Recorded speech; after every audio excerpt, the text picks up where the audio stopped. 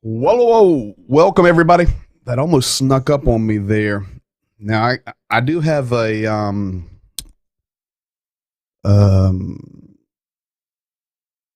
high tech redneck there in Tennessee.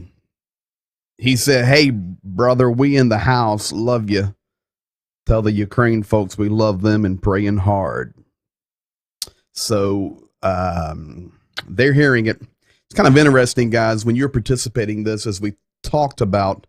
Um, they do. Ukraine's watching this pretty heavy, and a lot of those guys are sharing it over there.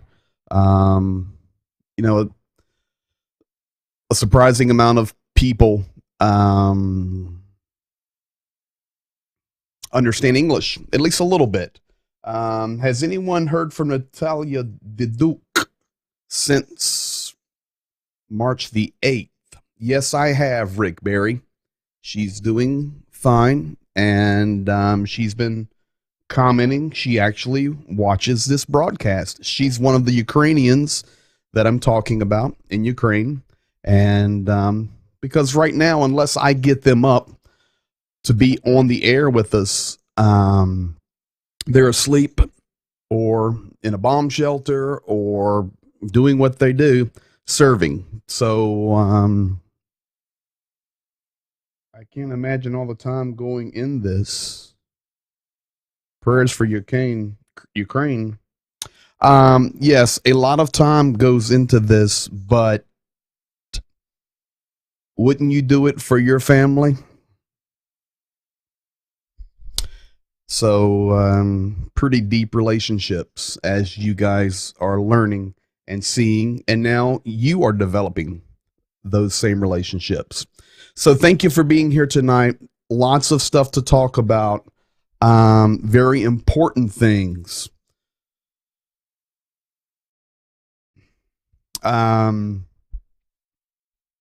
Zhenya said last night that the next 48 to 72 hours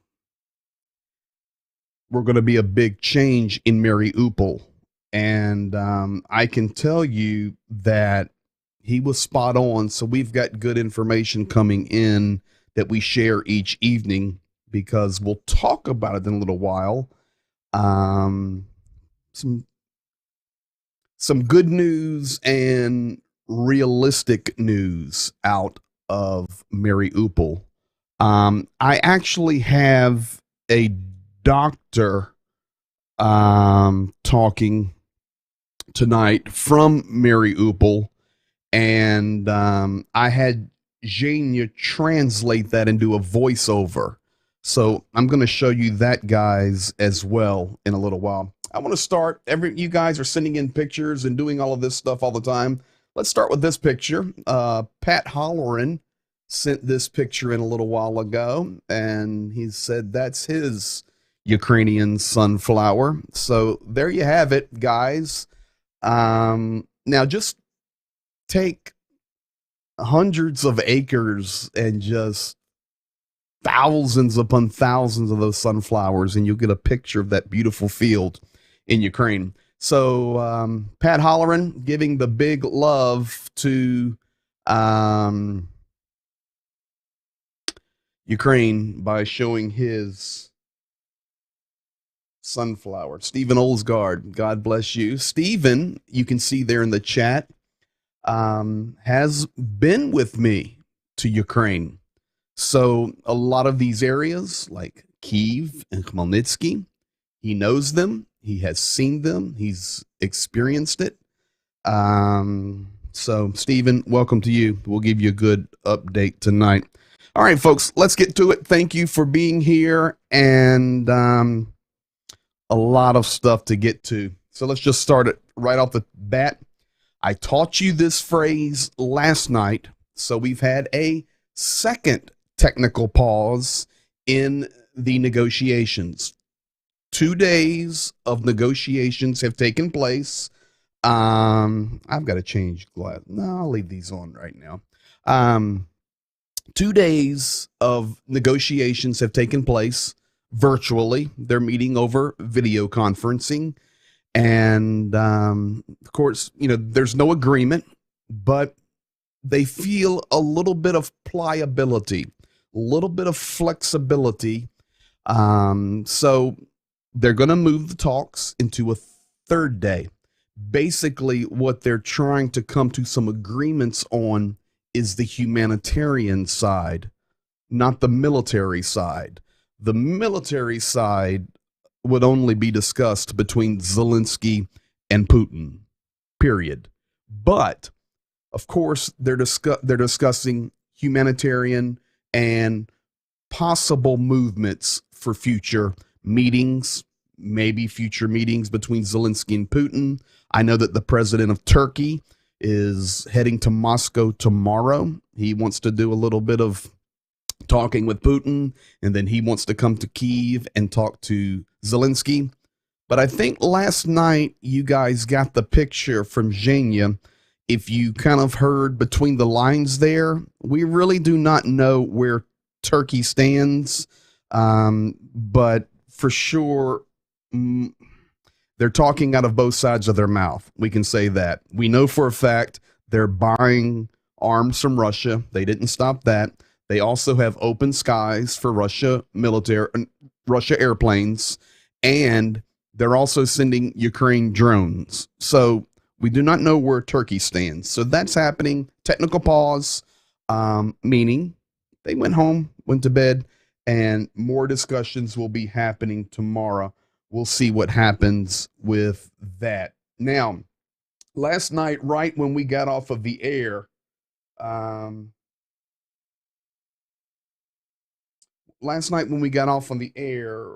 negotiating with 97 kids and counting, Justin. I mean, yeah, you're right, but Nathan, I'm sorry to tell you, buddy, it's a whole lot more than 97 kids. That's just the technical release.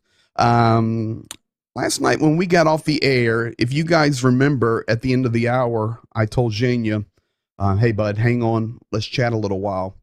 And he did. We talked for another half hour or so after the program. Well, the reason we stayed on and talked is because right after the program, the Dnipro airport was destroyed. That was happening right toward the end of the program.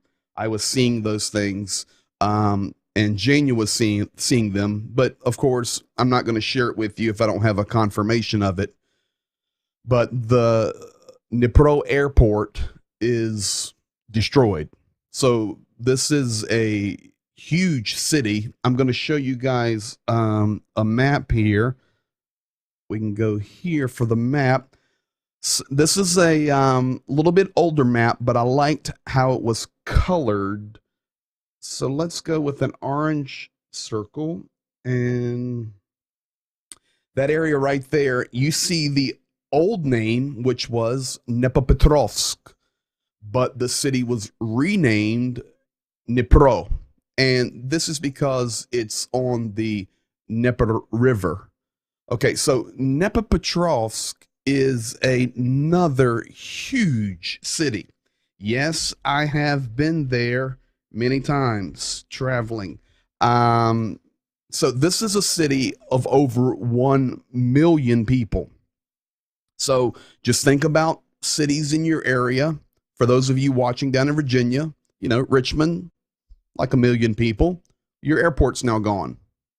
So that's what happened last night when we were getting off the airport. Not just the terminal, but in fact, the runway was also destroyed. So that is done. Up in Chernigov today, which is up here, many landmines have been laid. It's a very, very treacherous area. And the Ukrainian military is actually using dogs to find the mines. And I was sent that picture today. You can see the Ukrainian army symbol there on the dog, his little flak jacket. And I think that's a beagle, or at least part beagle. I don't know. I'm not a dog guy, but I think that's some beagle in him, maybe. I don't know. I'm sure One of the dog police will be telling me in the chat in just a moment. But you can see um, the grounds are loaded with mines. So you can even think about the future, that these territories are going to be dangerous, as you know, there's still stuff that goes off from World War II every once in a blue mine in Europe. And this is going to be no different. So lots of mines are on the ground. I want to give you guys an update on the refugees. We're now over 3 million. Think about that for a moment. We are over 3 million refugees that have left Ukraine. These are not the displaced people that are moving through Ukraine, but these are actual people that have left the country, refugees. Now, some good news. I said, what? Good news? Yes. 29,000 people today were able to move out of the East. 2 main places that they moved were Sumy, which is up here. And we'll go to the red circle on this one, Mariupol. Mariupol was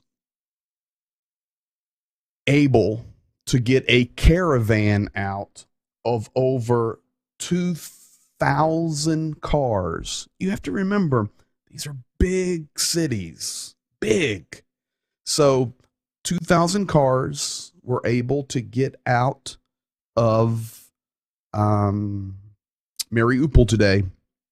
And the official number is we were able to get out over 20,000 people today from Mariupol. Now, I have a little story here. Zhenya called me right before he went to bed tonight. He says, Greg, are you talking about Mariupol? I said, yes. He says, okay, we've got a video from a medic that you want to show. And you can translate it or I can translate it. I said, man, you go ahead and do a voiceover on it because it's like 2 minutes long. So I'm going to play that for you in a moment to give you an update on Mariupol. But I want to go. So I'm trying some new mapping software. So we're going to try something here, folks. I'm going to show you something. Let's go to desktop. Now you should see a map. Yep, we see a map.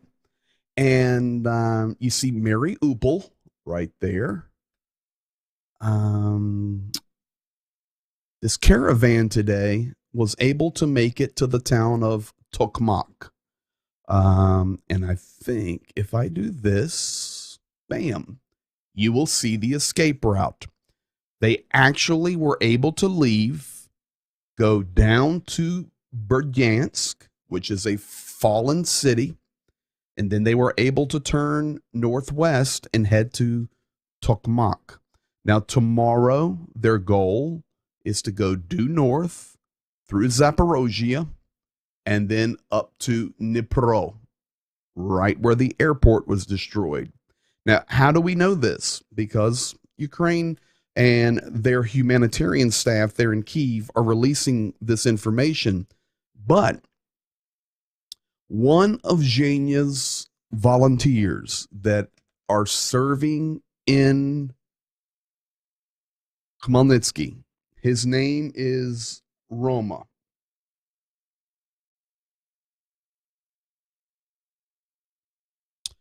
His family is from Mariupol. And today, they got out. They had been trapped there for 2 weeks. And Zhenya sent me the information. I wrote it down. His family was able to get into a vehicle and leave. So this is a guy there in Khmelnytsky that we're serving, that is serving and we're supporting. His family has been trapped in Mariupol. No communication, hardly, just a little bit. Well, they got out. They are now in Tokmak. And so far, so good. The road is very dangerous. I have a couple photos, but I'm not allowed to show them. If I was, I would. Um, Unbelievable, but I can describe it to you. They were stopped at many, many checkpoints by the Russian army all along that journey on the Purple, down from Mariupol to Berdyansk and then up to Tokmak. And every checkpoint, their mobile phones, iPads, computers, anything electronic that they may have with them was checked. Every photo was deleted. Every app was deleted. Every communication. They were just had the ability to make a call or send a text message. All text messages were deleted.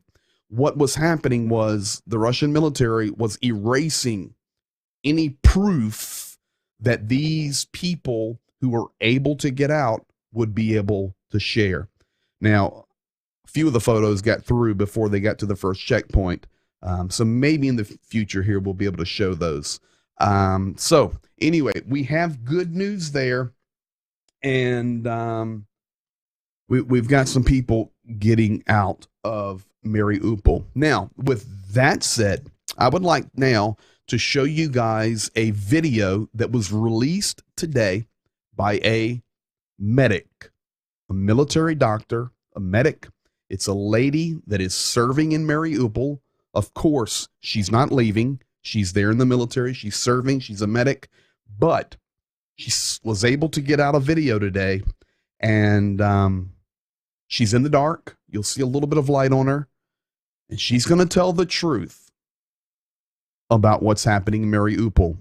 I thought this was so important that we could get the truth out, that I had Zhenya throw a voiceover over it before. So you'll hear her voice lightly in the background, but you will hear Zhenya translating her. Let me make sure I've got plenty of volume for you guys here.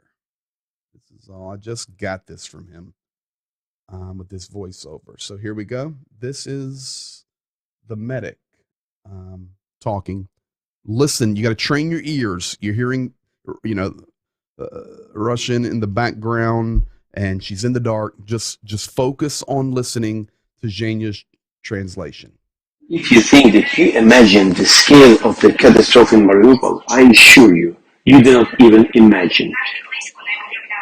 We, the medics, are trying to help not only the military but also civilians 24/7 under enemy air and artillery fire, because ambulances are not longer running and no one is helping anyone.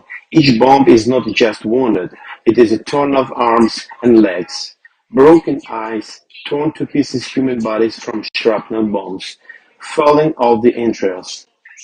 I understand that it is hard to listen, because your relatives and friends may be among the wounded and dead. But listen, because you have to understand the situation and act. Remind about Mariupol, shout about it. Shout. Because we do not want to be heroes and martyrs posthumously. People want to live and rebuild a ruined Ukraine. People who have been defending their rights to be Ukrainians since 2014. Don't write books and make movies about it later. Don't try to say that you didn't know and couldn't help. You knew and you could. Often, all we can do is stay dead and pursue loved ones to leave their bodies and go to shelter. Because the bodies cannot be buried, and yet there is no possibility to get out from under the ruins. People with fractures who are slowly dying there, adults and kids. This is all a truth that those who post joyful posts about the imminent victory are unlikely to hear. So yes, Ukraine will definitely win, but tens will simply die. Hundreds of thousands of people will die. Official statistics are too optimistic. There's not enough zeros. Unblock Mariupol and give the opportunity to bring medicine, evacuate the wounded, and let people to bury the dead. A city that has fought for the whole country for 8 years and fighting now. We are not martyrs, we are fighters, but now we need the help of all Ukraine. Mariupol is Ukraine. Difficult to understand, but you should have gotten most of it. His English was good. She says, shout the truth. She says it's not possible to do the work that we need to do because of the nonstop shelling. She says, we do not want to be martyrs or heroes. We want to be free. We have fought for Ukraine for 8 years. What did she mean by that? Well, you're hearing it now, and probably as you watch your news that you check on during the day, that this war actually started in 2014, not 2022. To be honest, that's very accurate. When Crimea was annexed by Russia, the world was silent. The war started that day. Now, Mariupol is the sister city right beside Crimea, right close to the Russian border. Mariupol has been under distress for 8 years because Russia wants Mariupol to create the land bridge to Crimea. So this war has been going on, and Mariupol has been standing for Ukraine, and now they're crying out, come rescue us, break the blockade. The blockade will not be broken without air superiority. That is what we keep hearing.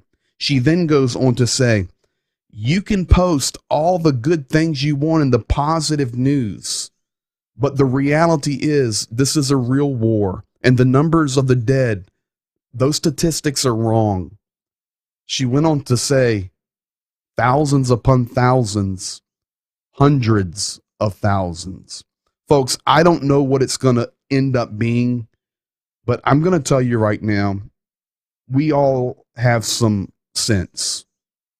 This is why we're serving and doing the best we can. This is a humanitarian crisis, and this is potentially, life-changing for this globe. The next days and weeks could be life-changing for you. It's not fear, it's reality. I'm telling you right now, these cities are big. In Mariupol, in Kharkov, and now Kyiv under bombardment, of which half the population has left.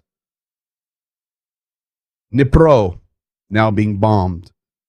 And tonight, about 90 minutes ago, the assault began on Odessa. I'll share that with you in a moment. These are huge cities. There's a lot of people in harm's way still. So we'll see. But that's reality right there, directly from Mariupol. I hope you were able to hear it decently well. If not, I have the printed transcript as well. These are the Klitschko brothers, Vitaly and Vladimir. Vitaly is the mayor of Kyiv. He made a few statements today. I'm getting ready now to update you on what Klitschko has said as the mayor of Kyiv, what Zelensky has said today, and what the general staff has reported. The Mayor Klitschko said today that a curfew is pronounced in Kyiv from 8 o'clock today, which is already happening, until 7 a.m. Thursday. That means tonight, all day tomorrow night, until Thursday morning, there is a curfew in place. People can't leave their homes. Citizens can't that are not fighting. Now, medical staff, that's different. But citizens, they're trying to protect lives. Because last night, when we got off, it was not only Dnipro and the airport that was bombarded, but Kyiv was bombarded in toward the center. major apartment buildings, infrastructure, school, but it's moving toward the center of Kyiv. So we know, unless something changes, a major battle is coming for Kyiv. I believe they're going to defend it. It's a fortress, and the heart is there. Russia did come out today and state that they were repositioning and re-strategizing their movements in and around Kyiv, and then also with the naval deployment down in the south on Odessa. We'll look at that in just a moment. Klitschko said that the invaders have no roots and no soul. Just a little while ago, these were words a few hours ago, they attacked Kyiv. They destroyed houses. We've lost people. We are clearing debris. Very interesting. He then, these people are very smart. They speak the Russian language. They speak the Ukrainian language. And many, of course, speak English. He says, I'm going to tell you this in the Russian language. This is the city you always spoke of as the mother of all Russian cities, Kyiv, such a highly respected, beautiful place. You bombed it today. You bombed people. We definitely do not need your kind here. Thank you. And then finally, Klitschko said, in regard to the curfew, our job right now is to save people. So that's the update from Mayor Klitschko. And yes, if you are a boxing fan, that is the former heavyweight champion of the world. Michael Chido Jr. God's miracle is coming. I can feel it. Hey, brother, I'm with you 100%. President Zelensky and the general staff. Zelensky talked quite a bit today. One of the reasons is because he had a meeting with some prime ministers. We're going to talk about that in a moment. But Zelensky said last night, air raid alerts sounded all over Ukraine. It was in every city. A missile attack destroyed the airport in Dnipro. Kharkov is under complete bombardment. Mariupol siege continues. Fightings are continuing in all areas. Rovna, where the television tower was destroyed, we talked about with Zhenya last night. He says the rubble is still being cleared, and Chernigov is still under severe attack. We all want peace and victory. It will take effort, patience, and we need to fight and work for everyone in their particular place. He then said something interesting. He said any war ends with an agreement. Negotiations that we talked about earlier are ongoing. Positions are a little bit more realistic, but time is still needed because decisions will be made in Ukraine's interest. And our defenders are giving us that time. The Russian army is firing on peaceful cities. They're destroying our civilian infrastructure. So far, over 900 missiles have fallen on our soil. I'm here to tell you, for Russia, this war will end in poverty, in shame, and long-term isolation. He then spoke to the Russian government and to the media. He told them, if you do not oppose this war, the international community is going to deprive you of everything. It has begun, and it will not stop. I suggest that you resign. He then stated, tomorrow morning, I'm scheduled to speak before the U.S. Congress. Folks, tomorrow morning at 9 a.m., President Zelensky will be virtually addressing the United States Congress. He says, I'm thankful. It's an important event. I look forward to sharing with them. And thank you to the United States for the $13.6 billion aid package that has been signed. He then says, I'm very proud, 29,000 Ukrainians we were able to rescue from very difficult situations in Sumy, Kharkov, Donetsk, and Mariupol. Today, I gave honor awards to 139 of our servicemen who are fighting valiantly. 32 of those guys have passed away. They were awarded posthumously. Number one goal for the Russian army right now is to capture the capital. They are re-strategizing, they are reorganizing, they are resupplying. We know what their plan is, but they do want Kyiv. He went on to say, humanitarian corridors, even though we were able to rescue 29,000 people today, humanitarian cargoes and convoys are still being attacked by the Russian army. He then spoke directly to the European Union and Baltic countries today. He spoke about NATO, and he says, I'm looking for the day when everyone in NATO will take a moral position. Evidently, NATO still doesn't hear us because they will not close our sky. If this does not resolve, this will lead to a third world war. We need effective guarantees. We need aircraft. We need concrete things, not just your words and your money. There are 40 million of us Ukrainians and more around the world. We have a common task for our homeland. He then stated, tomorrow, as I address the Congress, I want you to know that I and Congress members have been pressuring President Biden and his staff to broker the transfer of Soviet-made weapons to Ukraine. Strong, powerful weapons such as MiG fighters and S-300 anti-aircraft missile systems. But right now, President Biden and his administration is still evaluating the most effective way to help us. That was all he said about that. And then his final statement today, he said, I invite all friends of Ukraine to visit Kyiv. It can be very dangerous here because our skies are not yet closed from Russian missiles and planes. The decision to strengthen our arsenal in the air has not yet been made.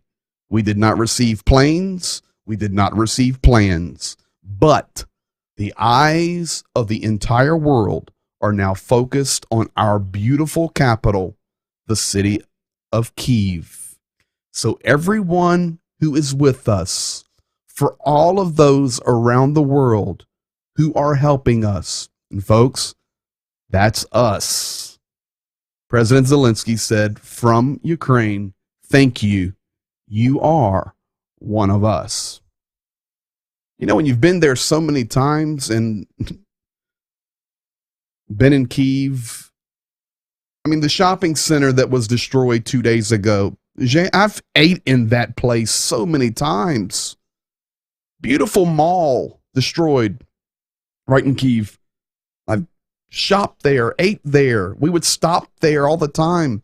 We eat at Puzata Hata. For you guys that are watching in Ukraine tomorrow, you know Puzata Hata. It's a restaurant there in Ukraine that we love. And it means big belly. You eat there, you get a big belly. The general staff, Ukraine needs to conclude a new defense alliance, and we must have at least one ally, very interesting what they said, that has nuclear capability. General Staff said, we're calling on Great Britain to enter that alliance with us. I'm just reporting what they said. I'm just telling you what they said. Pretty interesting right there. It wasn't the United States, wasn't France, wasn't India. They called on Great Britain. I think there's some serious talks behind the scenes between Great Britain and Ukraine. This is my opinion, but I see lots of stuff that Britain is doing. And, they were in World War II. They understand it. It's in their DNA.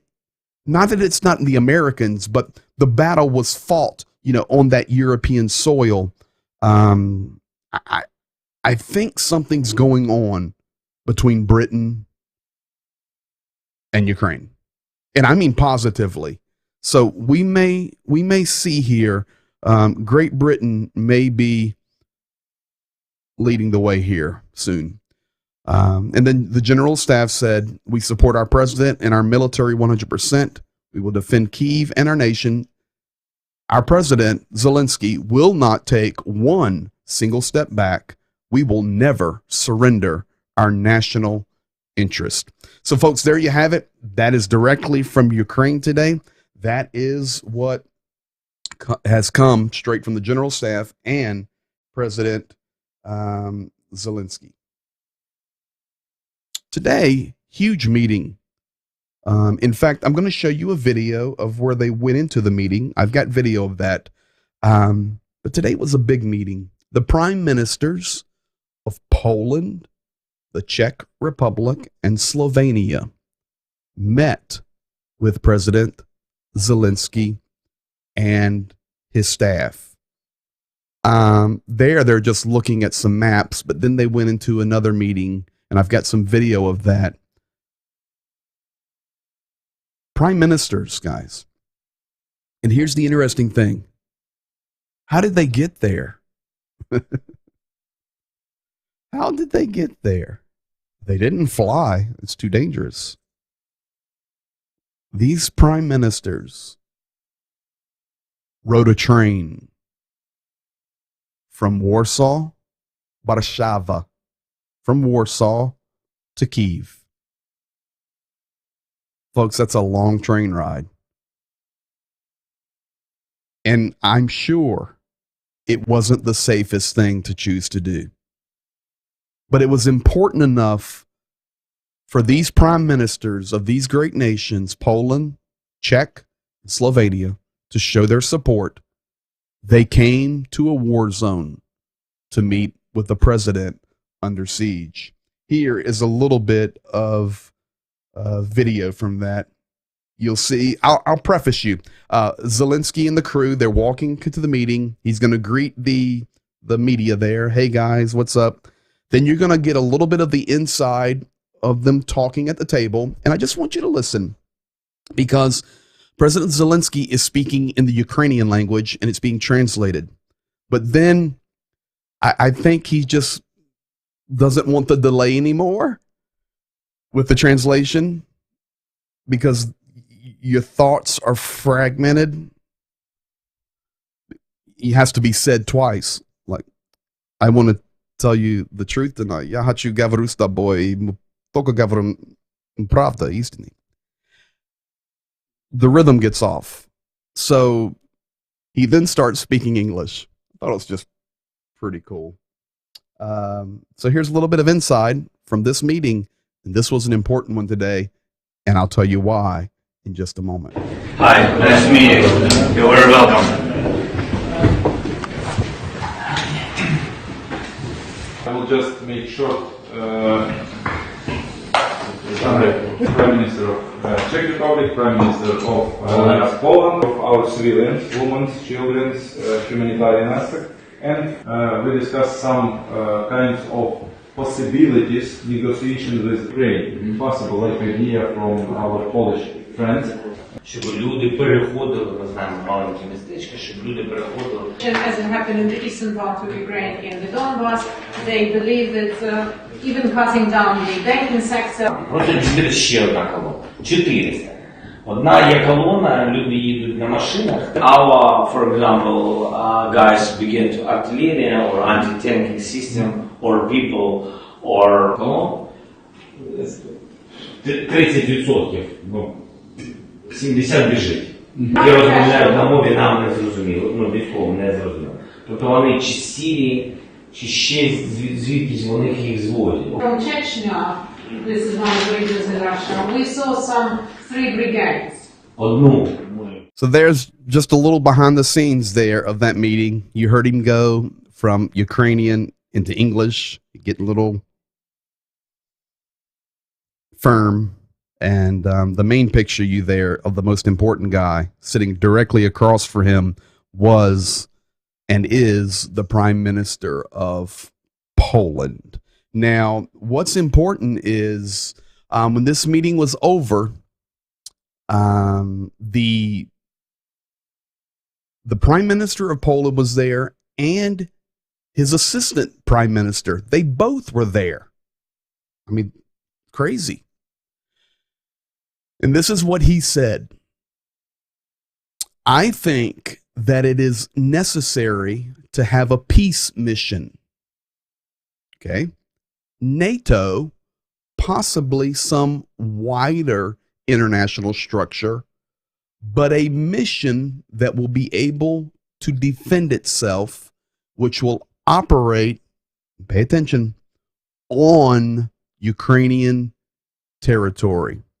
Jaroslaw Kaczynski said during the press conference alongside Ukrainian President Volodymyr Zelensky. He's the assistant deputy prime minister.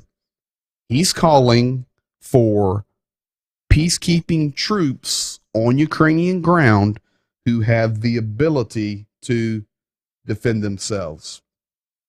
Folks, here's what's happening. The pot's boiling. We need. Can y'all believe this is the 20th day in a row we've been here each night? And I told you we're going to continue. We're going to support our brothers and sisters in Ukraine. 20 days. This is number 20.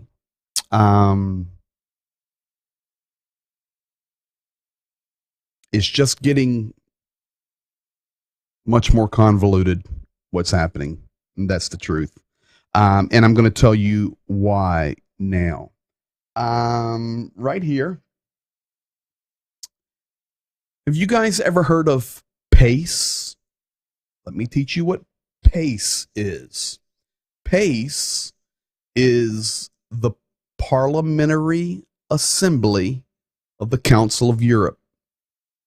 It is basically like a United Nations in Europe, but the purpose of PACE is parliamentary action, meaning lawmaking, 47 nation international organization dedicated to upholding human rights, democracy, and the rule of law.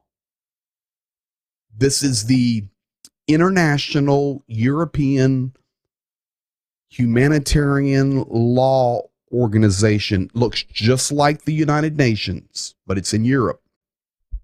Humanitarian laws that all countries must abide by. Death penalty, how to handle different humanitarian issues, and these nations agree upon it. Okay. Well, today, Russia left PACE. I do not mean they left the meeting. They left the organization. Now, PACE, which helps provide oversight and accountability, no longer has access to making Russia on the humanitarian side accountable. They left that organization today. Not too surprising. This is a newspaper there called Europejskaya Pravda. This is Truth in Europe, and it's an international newspaper for the European region. And PACE, which is the first word there in Russian, PACE. I'll translate it for you. Basically, what it says, PACE today designated the Transnistria region between Moldova and Ukraine as officially occupied by the Russian government and military. This is the region of territory that we have been talking about the whole time. I want to show you this. Take a look here. So, right to the right of the word info, this pink area Very important what we're going to talk about for the next 9 minutes. This pink area is called the Transnistria region. Today, PACE officially designated that as occupied by the Russian army and under Russian control. Folks, it was already under Russian control, but they made it official today. This is a strip of territory. I've been there. I've been to Chisinau many times through all of these nations. In fact, Moldova is a very small nation, but left of the pink. So here's what I want you to see. And we're going to talk about this as we close out tonight. It was the title of the broadcast tonight. You have the Transnistria region here, officially declared Russian, under Russian control. Folks, Russian military is there. Russian weapons are there. Launchers are there. Missiles are there. And now, over here to the right, you have the Ukrainian territory that Russia has taken control of. What do you see pinched in the middle? Now, I wasn't born at night, nor was I born last night. But some things are logical here, folks. We've been hearing for days about Odessa, the beautiful city. I showed you guys 3 or 4 days ago where they were putting the sandbags over their famous sculptures, awaiting the onslaught and the attack. Well, now you can see, due to this territory on the left, the territory on the right, you have the pinch on Odessa. Now I'm going to show you in detail here what the plan is. Right before we went on this afternoon and this evening, the Russian Navy has left Crimea and they are pushing toward Odessa. Now, you have the pinch territory, but they want to land in Tuzlu.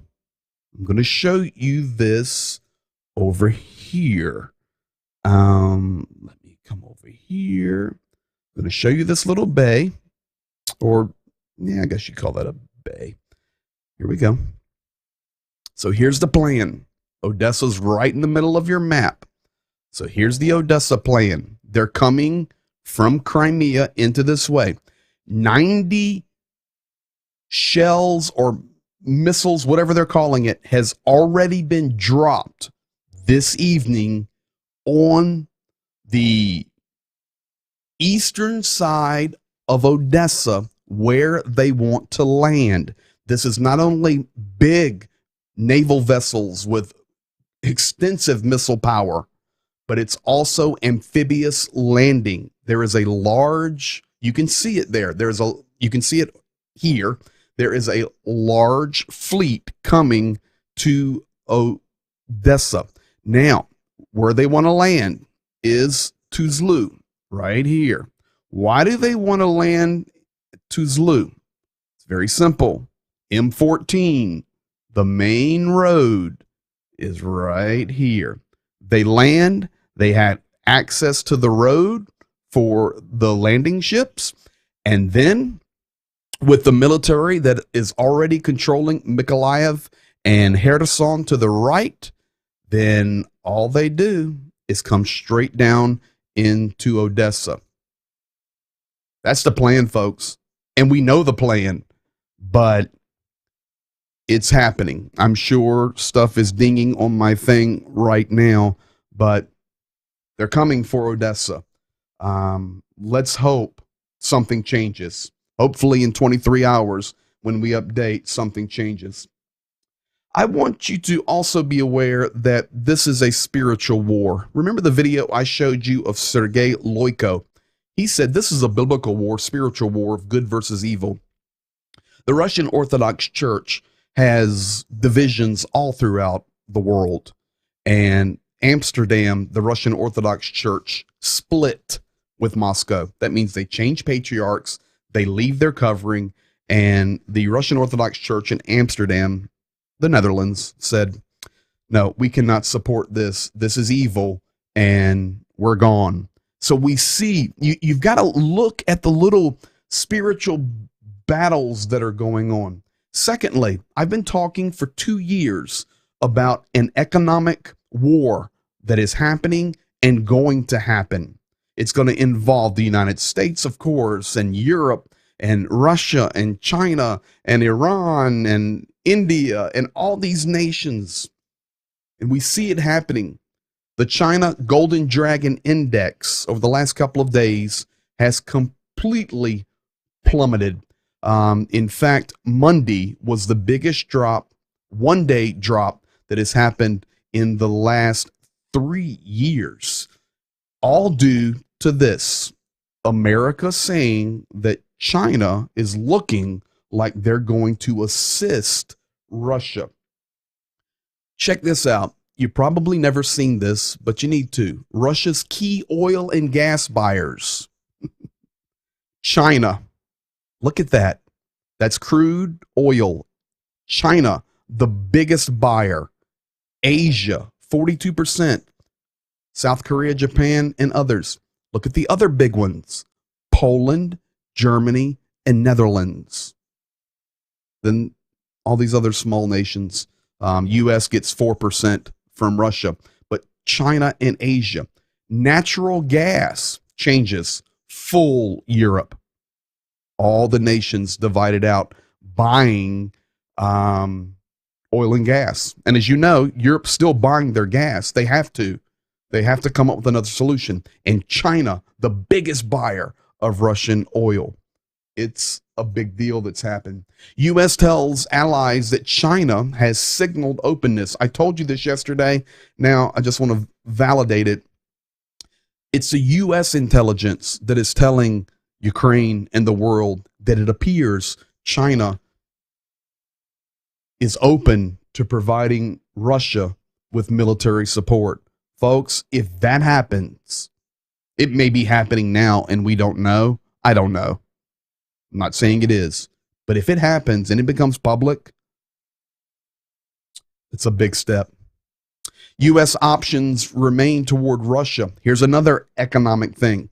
Full trade embargo is still on the table. United States has not given a full embargo against Russia. It's all economics, folks. It's biblical. We know the Ezekiel 38 war, whenever it happens, is an economic war. But for sure, we see the pieces coming into place. How about this one for economics? The document I'm showing you right there is from Russia. It is not a Ukrainian document. That is a Russian document.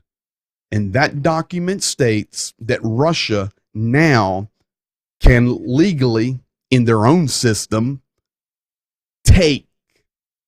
In fact, I've got it translated here. I've got it translated. Putin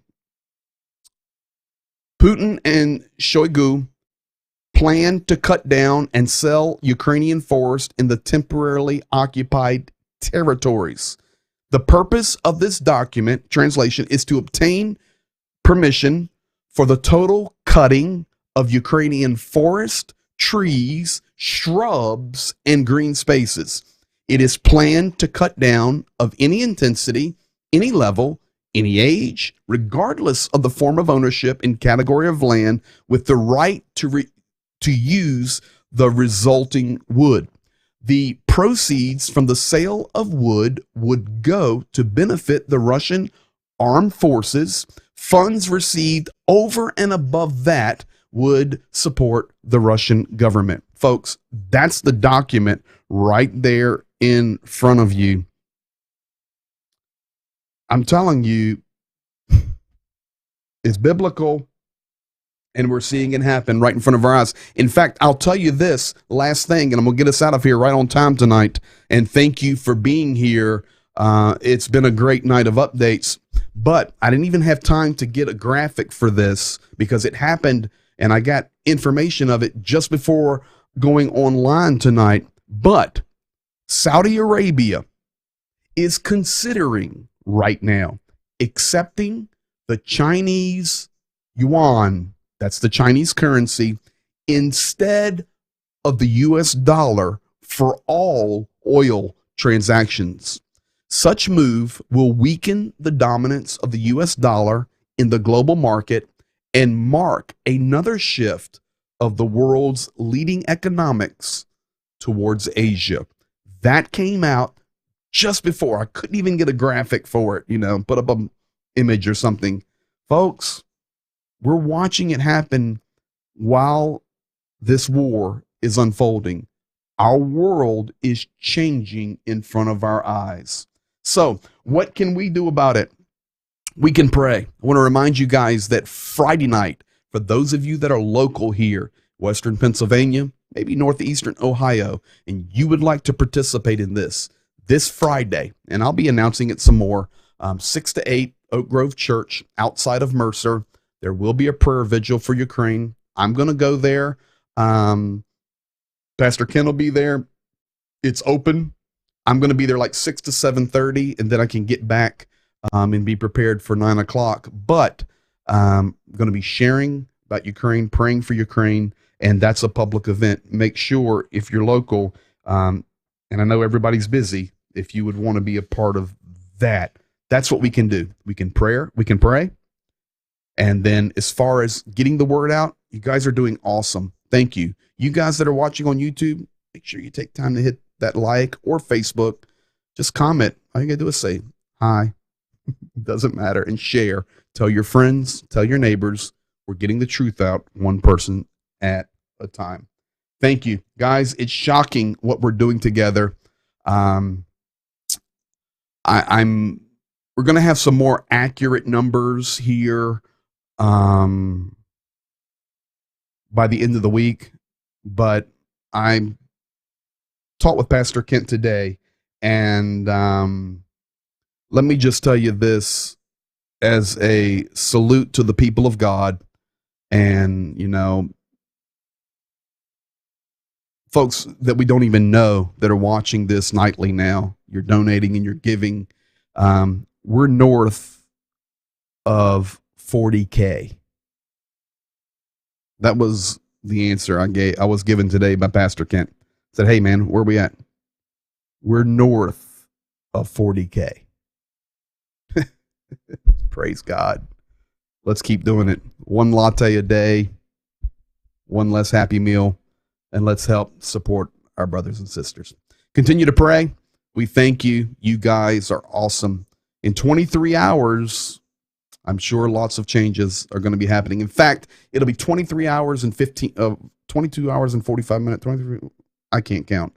9:15 tomorrow night, because from 8:15 to 9, we have our prayer time, our worship night, in prayer for Ukraine. I'll have everything ready to go for the program and slide right in. Might even be a few minutes before 9:15, but we'll be here and ready to roll. So may the Lord bless you, keep you, cause his face to shine upon you, be gracious to you, give you peace. And may the Lord bless Ukraine and the labor of their hands and ours tonight. God bless you. See you tomorrow night. Good night.